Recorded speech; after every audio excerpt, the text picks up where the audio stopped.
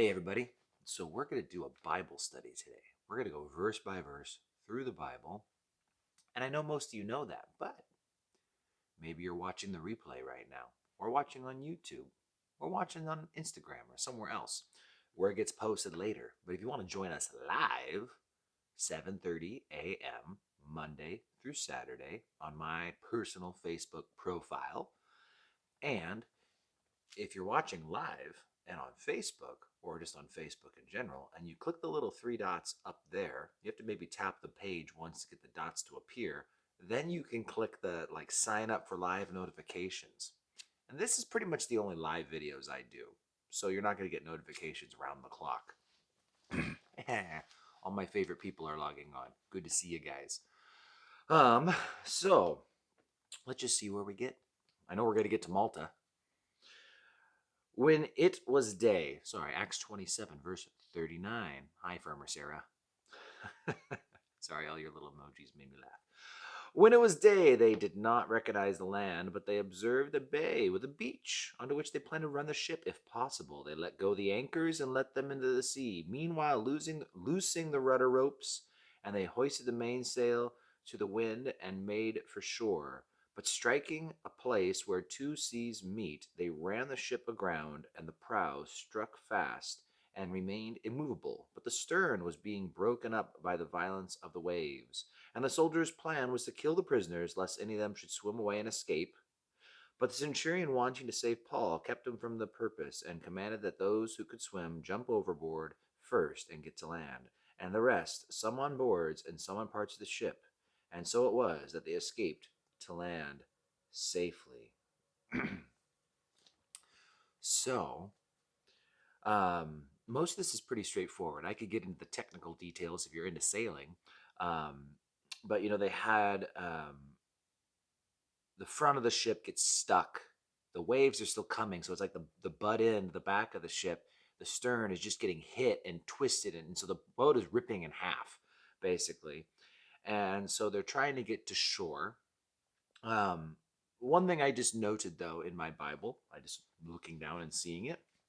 Some of you probably are familiar with this.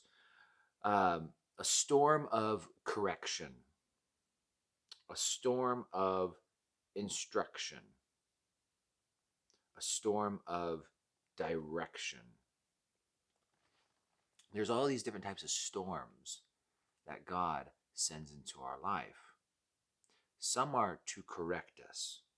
That's Jonah. Jonah went the wrong way. So God sent a storm, and that storm put him back where he needed to be.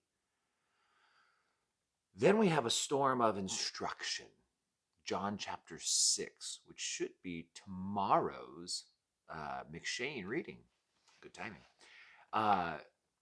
The disciples had already experienced a storm with Jesus in the boat, and he calmed the sea. Now, Jesus in John 6 sends the disciples across the Galilee again without him. They're alone.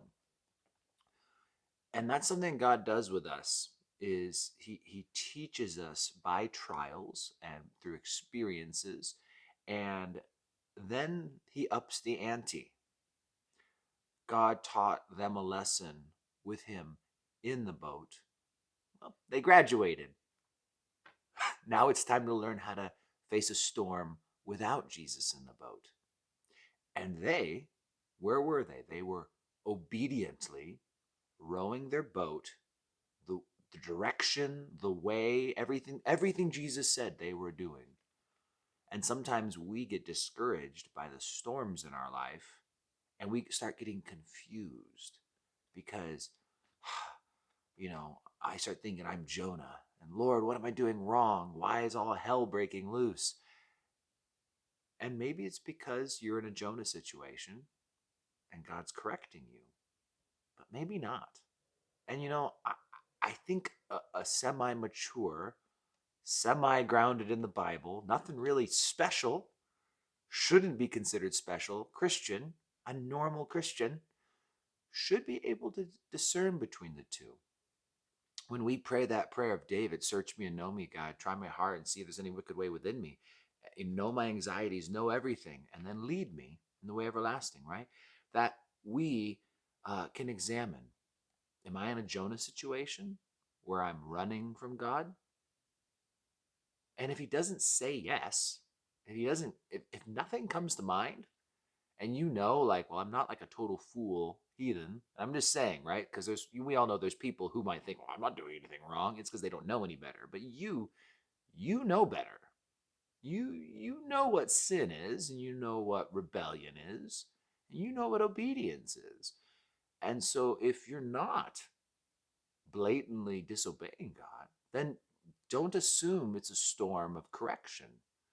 Maybe it is a storm of instruction, and God is simply trying to teach you things because you're going to need those skills at a later date. He's trying to instruct you. And so that's John 6, the disciples.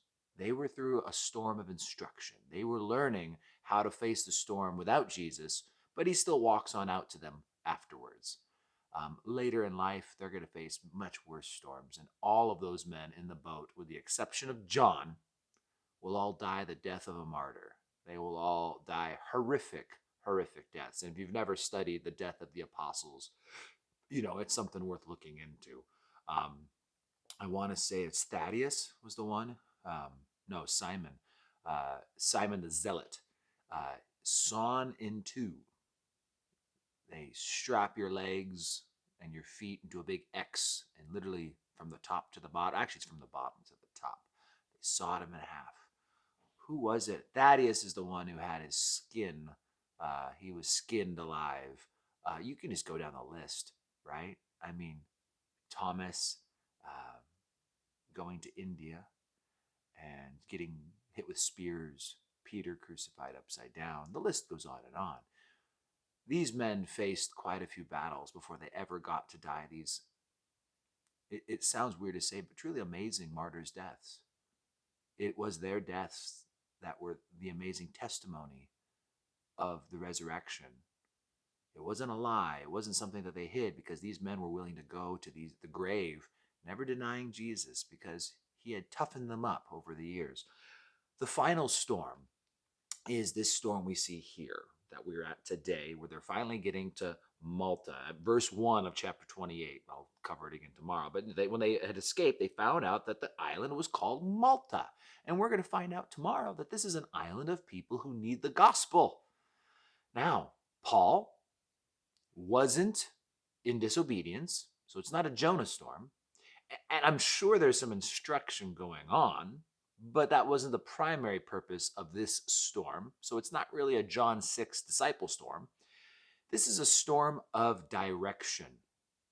So storms of correction, of instruction, and then storms of direction. And in the storm of direction, God sends the storm to get you where he needs to get you.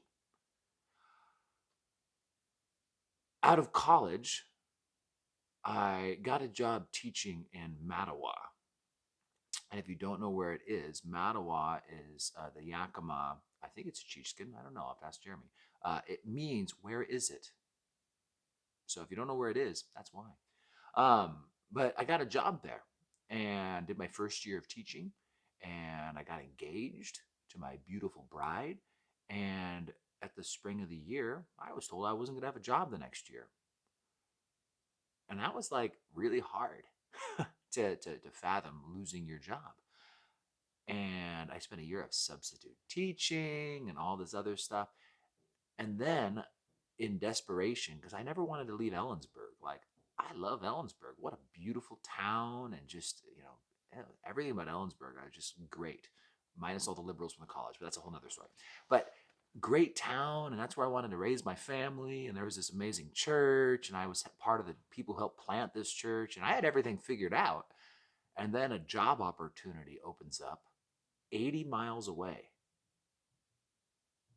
Who does that? and I drive for 80 miles each way. But along the way, my good friend Kyle gets saved because he gets stuck in the car with me, and he has no option but receiving Jesus. And then I move, and here I am planting a church, in Grandview, and now end up merging with other. But there was a storm that got me there. There was a whole lot of storms that got me to Ellensburg in the first place, but that's enough stories for today. The point is that like the whole getting like laid off and your position being dissolved, that wasn't fun at all.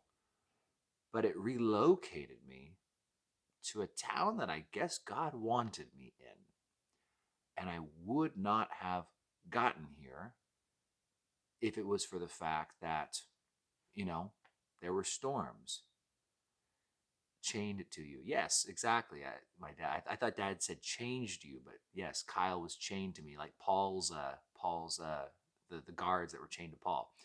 So yeah, it's the thing is that God will send storms, but maybe they are to instruct you, to strengthen you. Maybe it's to redirect you. Now, I want to say there was another storm. Oh yes. Um, I never had this. I don't have this written in my Bible, but I'll add one last storm. The storms of the enemy.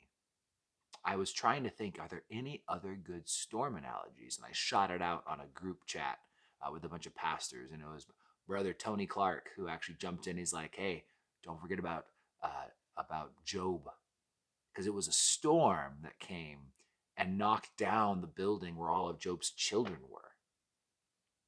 It's true.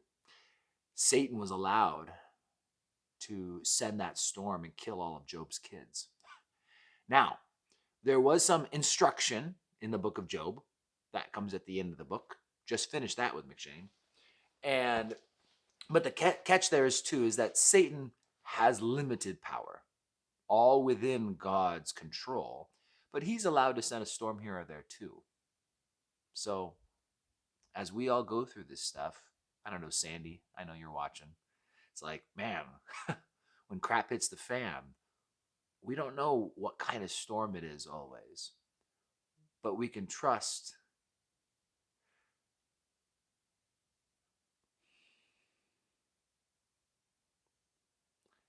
that even the winds and the waves, they obey. And that's the thing, that God's still the God of the wind, and he controls it all, and nothing's outside of his hands. And so if we just trust, all right, Lord, whatever it is I'm going through, I know you're still on the throne, and I know you're still in control. So I don't have anything to fear. There's a little study on storms for today. And God bless you guys. We've probably got only a couple more days. I don't know how chapter 28 is pretty quick. So I think we'll be going to Revelation.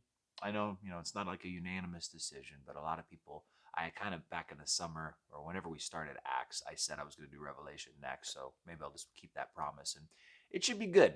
We'll go through Revelation and we'll chew on that stuff. And it should be a good education for us all. I've just taught it recently, so it's kind of fresh in my mind. You guys have a great day, and share this out and help your friends and your family endure the storms that they are going through. Adios.